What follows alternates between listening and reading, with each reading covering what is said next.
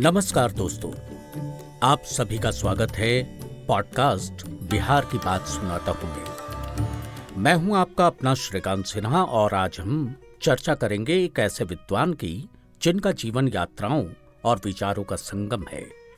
हम बात कर रहे हैं महापंडित राहुल सांकृत्यायन की। वे न सिर्फ भारतीय साहित्य और इतिहास के मनीषी थे, बल्कि उन्हें घुमक्कड़ी का सबसे बड़ा प्रेमी भी कहा जाता है। लेकिन क्या आप जानते हैं कि उनका जीवन कई रोचक अनुभवों और यादों से भरा हुआ था? तो आज हम बात करेंगे उनके जीवन की कुछ दिलचस्प घटनाओं, उनके संघर्षों और उनके घुमक्कड़ी प्रेम की। राहुल सांकृत्यायन का असली नाम था केदारनाथ पांडे। उनका जन्म 9 अप्रैल 1893 को उत्तर प्रदेश के आजमगढ़ जिले में हुआ था। बचपन से ही उनका झुकाव ज्ञान और आध्यात्म की ओर था, लेकिन समाज और धार्मिक व्यवस्थाओं के प्रति उनका सवाल पूछने वाला स्वभाव उन्हें हमेशा कुछ अलग सोचने और करने के लिए प्रेरित करता था। बहुत कम उम्र में ही वे हिंदू धर्म के कर्मकांडों से असंतुष्ट हो गए थे। इसी असंतोष ने उन्हें नए रास्तों पर चलने और अलग अलग धर्मों और विचारों की ओर आकर्षित किया। उन्होंने बौद्ध धर्म को अपनाया और इसके साथ ही अपना नाम राहुल रखा, जो महात्मा बुद्ध के पुत्र का नाम था। अब बात करते हैं उनके जीवन की सबसे दिलचस्प घटनाओं में से एक की। राहुल सांकृत्यायन ने घुमक्कड़ी की शुरुआत अपनी किशोरावस्था में ही कर दी थी। उन्होंने भारत के कई कोनों की यात्रा की, लेकिन उनका सबसे महत्वपूर्ण और रोमांचक सफर तिब्बत की यात्रा थी। एक बार तिब्बत की यात्रा के दौरान राहुल जी को एक ऐसी चुनौती का सामना करना पड़ा जिसे सुनकर आप हैरान रह जाएंगे। तिब्बत के बर्फीले पर्वतों पर चलना अपने आप में कठिन था, लेकिन वहां की सरकार ने विदेशी यात्रियों की गतिविधियों पर कड़ी निगरानी रखी थी। लेकिन राहुल जी का जज्बा ऐसा था कि उन्होंने तिब्बती भाषा सीखी, वहां के लोगों से घुल मिल गए और अंततः तिब्बत के बौद्ध मठों से दुर्लभ पांडुलिपियां भारत लाने में सफल रहे। राहुल सांकृत्यायन का घुमक्कड़ी प्रेम उनकी विद्वता तक ही सीमित नहीं था। व्यक्तिगत जीवन में भी उन्होंने कई उतार चढ़ाव देखे। उनकी पहली शादी बहुत कम उम्र में कर दी गई थी, लेकिन ये रिश्ता ज्यादा दिन नहीं चल सका। वे सामाजिक बंधनों से ऊपर उठकर जीवन को अलग तरीके से देखना चाहते थे। इसी कारण उन्होंने अपने जीवन को घुमक्कड़ी और बौद्ध धर्म के प्रति समर्पित कर दिया। राहुल सांकृत्यायन के जीवन की एक और दिलचस्प घटना थी उनकी बौद्ध धर्म में दीक्षा।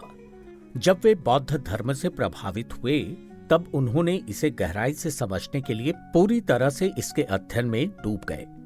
श्रीलंका की यात्रा के दौरान उन्होंने वहां के बौद्ध धर्म गुरुओं से मिलकर शिक्षा प्राप्त की और बाद में कई महत्वपूर्ण बौद्ध ग्रंथों का हिंदी में अनुवाद किया।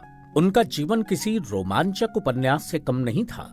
वे केवल विद्वान और यात्री नहीं थे, बल्कि एक स्वतंत्र सोच रखने वाले क्रांतिकारी भी थे। राहुल जी का सबसे बड़ा योगदान था उनकी अद्वितीय लेखनी। उन्होंने 150 से अधिक किताबें लिखी, जिनमें से वोल्गा से गंगा और घुमक्कड़ शास्त्र बेहद चर्चित हैं। वोल्गा से गंगा एक अद्भुत कृति है, जिसमें उन्होंने हजारों साल की मानव सभ्यता की यात्रा को कहानी के रूप में प्रस्तुत किया है। लेकिन क्या आप जानते हैं कि राहुल जी की किताबों की प्रेरणा उनके घुमक्कड़ी के अनुभवों से आई? वे जब जब किसी नए स्थान की यात्रा करते थे, वहां की संस्कृति, लोगों और जीवन शैली को अपनी लेखनी में जीवंत कर देते थे। राहुल सांकृत्यायन की यात्राएं सिर्फ शारीरिक नहीं थी, बल्कि मानसिक और आत्मिक भी थी। उनकी जिंदगी हमें सिखाती है कि घुमक्कड़ी सिर्फ एक शौक नहीं, बल्कि जीवन की एक प्रक्रिया है, जहां हर कदम पर नया अनुभव, नई शिक्षा मिलती है। उन्होंने घुमक्कड़ी को साधना के रूप में जिया। उनके जीवन का हर दिन एक यात्रा था, जिसमें वे नए विचारों, नई संस्कृतियों और नए लोगों से सीखते रहे। राहुल जी का व्यक्तिगत जीवन उतना ही प्रेरणादायक था जितना उनकी लेखनी। उन्होंने न केवल भारतीय भाषाओं में अमूल्य साहित्य दिया, बल्कि बौद्ध धर्म और तिब्बती संस्कृति को भी भारत में पुनः जीवित किया। उनके द्वारा लाई गई पांडुलिपियां आज भी बौद्ध अध्ययन के लिए महत्वपूर्ण हैं। राहुल सांकृत्यायन का जीवन संघर्ष, ज्ञान और घुमक्कड़ी का प्रतीक है। उनकी जीवन यात्रा हमें सिखाती है कि सीमाओं में बंधकर कभी भी जीवन का सही अर्थ नहीं समझा जा सकता। वे एक सच्चे विद्रोही थे जिन्होंने समाज की रूढ़ियों को तोड़कर अपनी राह बनाई और पूरी दुनिया को अपनी घुमक्कड़ी के जरिए समझाया। तो दोस्तों, ये थी कहानी उस महान शख्सियत की जिसे हम राहुल सांकृत्यायन के नाम से जानते हैं। उनकी जीवन यात्रा, उनके विचार और उनका अद्वितीय योगदान हमें हमेशा प्रेरणा देता रहेगा।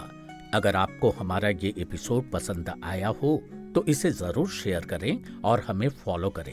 अगले एपिसोड में हम फिर मिलेंगे एक और अनोखी कहानी के साथ। तब तक के लिए मैं आपका श्रीकांत आपसे विदा लेता हूँ। चलते रहिए, सीखते रहिए।